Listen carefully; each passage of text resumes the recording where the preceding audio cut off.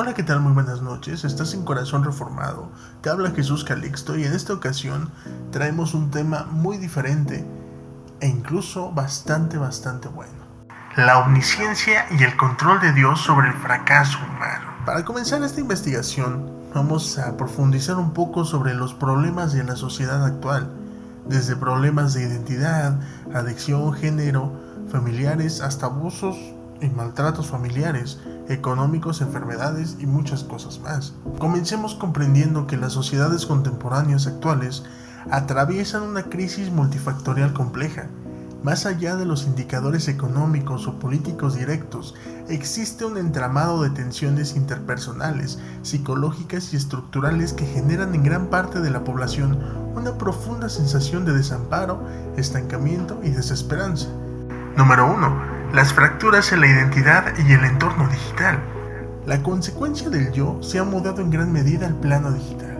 Esto ha transformado la forma en la que los individuos se perciben a sí mismos y a los demás, como por ejemplo la crisis de autenticidad. La exposición constante a vidas hipercuradas y perfectas en redes sociales genera cierto tipo de dismorfia corporal, baja autoestima y el fenómeno más reciente del FOMO, miedo a perderse de algo. Además existe el aislamiento hiperconectado. Paradójicamente, la era con mayor conectividad de la historia humana registra niveles récord de la soledad crónica. Las interacciones suelen ser superficiales y efímeras, diluyendo el sentido de la comunidad real.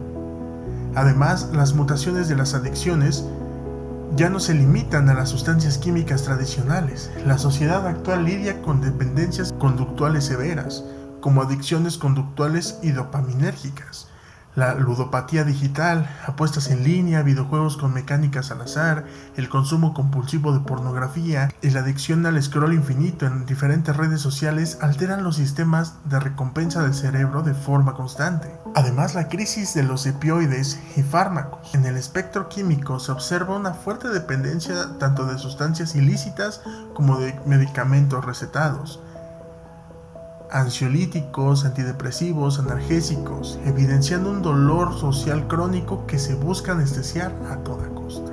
No obstante, también existen tensiones de género y transformación familiar. Las dinámicas de convivencia y la autopercepción están experimentando una reconfiguración total que a menudo genera polarización. Los modelos de familia han cambiado, el individualismo, la inestabilidad económica y la falta de conciliación entre vida laboral y personal dificultan la creación de vínculos estables, dejando a menudo a los miembros más vulnerables, niños y ancianos, en situaciones de abandono afectivo y desamparo. El hogar sigue siendo uno de los espacios más peligrosos para miles de mujeres y menores. El maltrato psicológico, físico y económico persiste, muchas veces normalizado o invisibilizado por el miedo. ¿Por qué te estoy platicando todo esto? Porque el sentimiento de no hay una solución es un callejón sin salida. El núcleo de la desesperanza colectiva actual no radica únicamente en la existencia de estos problemas, sino en la percepción de que son irresolubles. Este fenómeno responde a varios factores psicológicos y estructurales: el realismo capital y el fatalismo. Como describen diversos sociólogos contemporáneos, se ha sentado la idea de que es más fácil imaginar el fin del mundo que el fin de las dinámicas actuales. Las personas sienten que las estructuras, como el mercado, la burocracia y los algoritmos, son demasiado colosales para ser modificados por la acción humana individual o colectiva. La desconfianza institucional absoluta. Existe una erosión profunda en la legitimidad de los gobiernos, la justicia y los medios de comunicación y las instituciones religiosas. Si las herramientas diseñadas para proteger y ordenar la sociedad se perciben como corruptas o inútiles, el ciudadano común asume que no hay un árbitro confiable que pueda solucionar su caos. El flujo constante de noticias catastróficas en tiempo real, guerras, colapsos, cambios climáticos y crisis económicas genera una parálisis de saturación.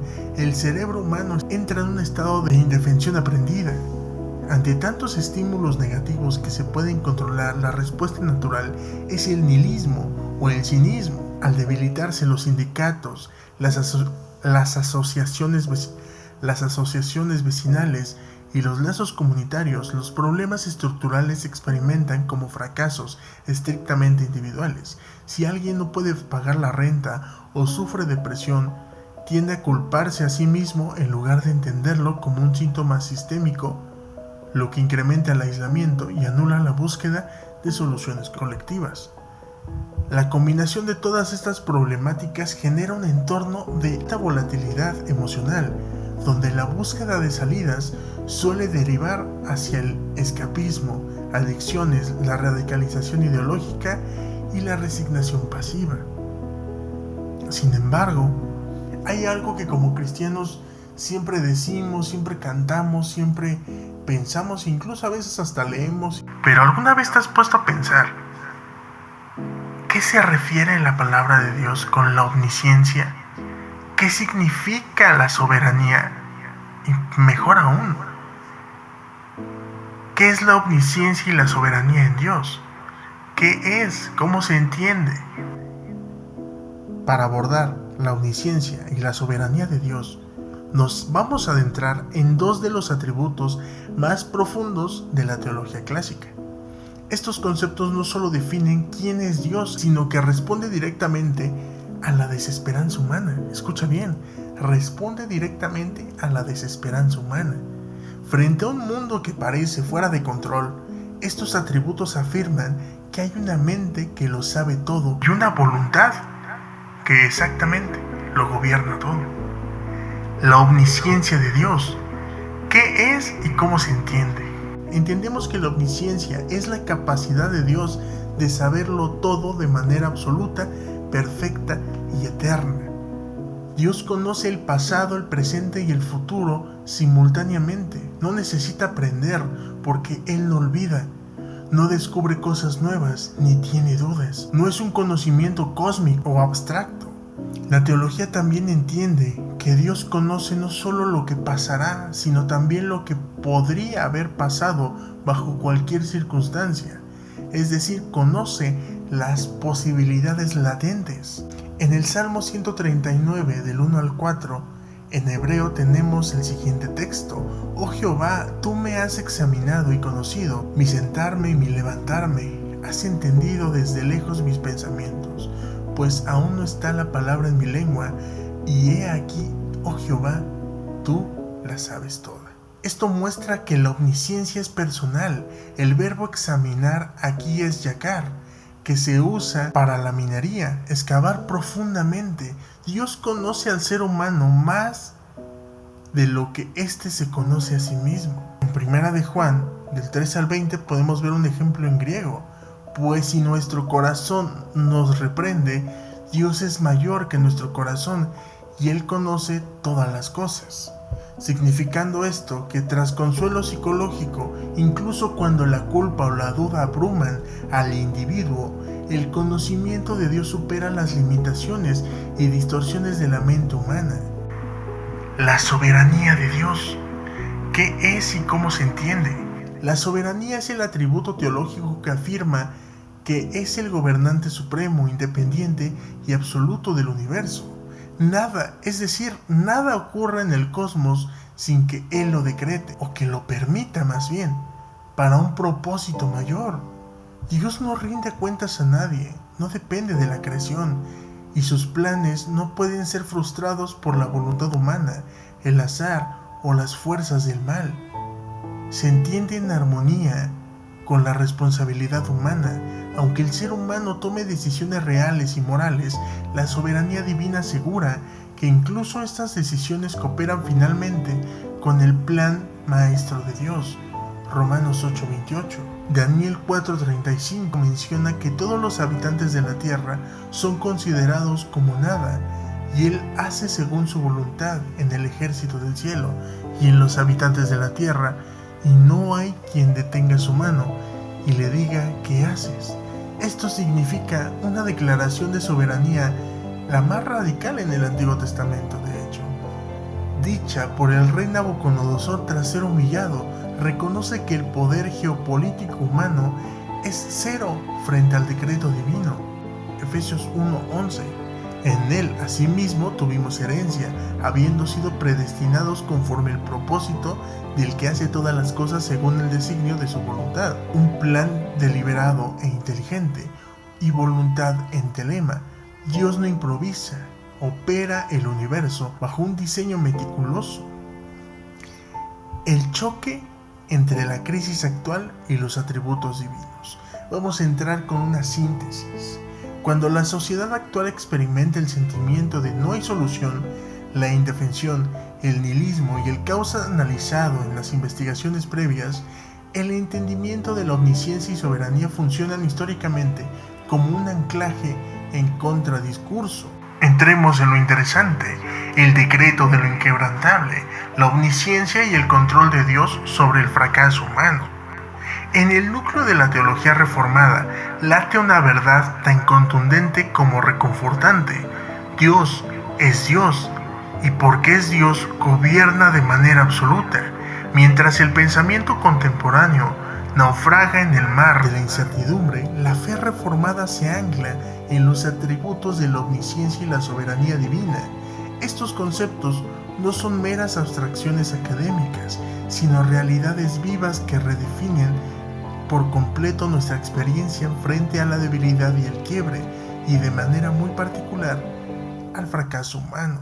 Para la tradición reformada, la omnisciencia de Dios no es una cualidad pasiva. Dios no es un mero observador del futuro que anticipa los acontecimientos como si leyera un periódico cósmico por adelantado. En palabras de Juan Calvino, el conocimiento de Dios está insolublemente ligado a su voluntad. Dios conoce todas las cosas porque Él ha decretado soberanamente todo lo que ha de acontecer. Desde la eternidad, la mente divina posee una perfecta da'at, conociendo de manera íntima y relacional, y una eterna gnosis. Él conoce cada partícula del universo, cada decisión del corazón humano y cada giro de la historia. No hay en la omnisciencia divina espacio para la sorpresa o la contingencia. El Dios de las Escrituras jamás se encuentra ante un imprevisto.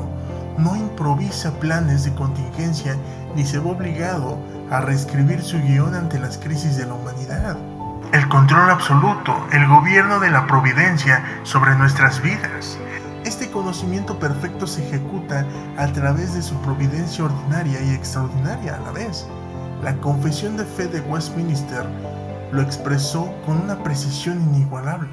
Dios, el gran creador de todas las cosas, sostiene, dirige, dispone y gobierna a todas las criaturas, acciones y cosas, desde la mayor hasta la más pequeña, por su sabia y santa providencia. La autonomía radical que el hombre moderno tanto defiende se revela como una ilusión. Nuestras vidas están bajo el control absoluto de un soberano.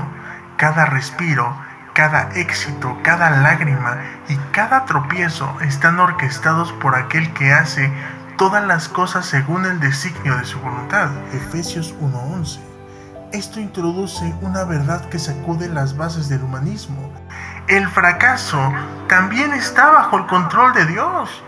Si Dios es verdaderamente el que sostiene y gobierna todo, entonces el fracaso no es una anomalía del sistema ni una victoria temporal del enemigo o del azar. La bancarrota económica, la ruptura matrimonial, el colapso de un proyecto, la crisis de identidad no ocurren fuera del alcance del decreto divino. Dios es tan soberano, escucha bien, Dios es tan soberano que en la cumbre del éxito como en el valle más profundo del fracaso. El fracaso como instrumento de la gracia soberana. Cuando comprendemos que el fracaso está bajo el control absoluto de Dios, su significado cambia por completo. Ya no es una tragedia sin sentido, sino una herramienta pedagógica en las manos del alfarero divino. Dios permite y decreta el quebrantamiento de nuestras vidas con propósitos específicos, santos y redentores. El ser humano tras la caída padece una inclinación innata hacia la autoratificación y el orgullo. Buscamos ser soberanos de nuestras propias vidas. El éxito continuo suele alimentar la ilusión de que somos los arquitectos de nuestro propio destino. El fracaso de ese golpe de gracia que Dios propina a nuestro ego, al desmoronarse nuestras fuerzas, nos vemos obligados a reconocer nuestra total dependencia del Creador. Dios nos debilita para que su poder se perfeccione en nuestra debilidad. Segunda de Corintios 12:9. El carácter cristiano no se forja en la comunidad del aplauso, sino en el crisol de la aflicción. El fracaso purifica nuestra fe, separando lo genuino de lo superficial. Nos enseña paciencia, templanza y sobre todo, fe viva en las promesas de Dios y no en nuestras circunstancias. La salida de la zona de confort. Tendemos a sentarnos en la mediocridad de lo conocido. A menudo, Dios utiliza el colapso de nuestras estructuras para obligarnos a mirar hacia arriba y movernos hacia el propósito eterno que ha trazado para nosotros. El fracaso cierra puertas terrenales para forzarnos a transitar por el camino de la santificación y la dependencia absoluta. A ti, un mensaje de esperanza en el altar del quebrantamiento. A ti, que hoy te encuentras en medio del fracaso, que sientes que las fuerzas se han agotado y que contemplas tus circunstancias bajo la asfixiante premisa de que no hay solución, escucha la voz de la soberanía de Dios. El silencio o la oscuridad de tu situación actual no significan que Dios haya perdido el control o que se haya olvidado de ti. Tu frustración, tu dolor y tu incertidumbre ya fueron conocidos y pesados en la balanza de su omnisciencia eterna antes de la fundación del mundo. Lo que tú interpretas como el final de tu historia en las manos del Dios soberano es solo el preludio de una obra de transformación más profunda. Dios te ha traído a este punto de quiebre no para destruirte, sino para desmantelar tu autosuficiencia. Él ha permitido este fracaso para vaciarte de ti mismo, de tu ego, de tus falsas seguridades y de tu zona de confort, para poder llenarte de su gracia inmerecida. No estás a merced del destino, ni de la economía, ni del horóscopo, ni de los errores de otros, ni de tus propias fallas del pasado. Estás en las manos de un Padre que hiere para sanar, que derriba para edificar y que hace morir para dar vida. Primera de Samuel 2, del 6 al 7. Descansa en su soberanía. Deja de pelear contra los decretos de aquel que te ama con amor eterno. El fracaso actual es el andamio visible de una estructura interna e invisible que Dios está levantando en ti. Una fe inquebrantable, una madurez sólida y una vida que ya no encuentra su identidad en los logros terrenales, sino en la justicia perfecta de Jesucristo. Cuando sientas que no hay salida, recuerda que aquel que abrió el mar sigue sentado en su trono, sigue vivo y gobernando con perfecta sabiduría cada detalle de tu dolor. No es el fin, es el escenario donde su gloria se manifestará con mayor claridad. Estás en corazón reformado y deseo que este mensaje haya sido de tu agrado. No olvides suscribirte y darle like, así como compartir con tus seres queridos. Sin más por el momento me despido. Que tengas linda noche. Hasta luego.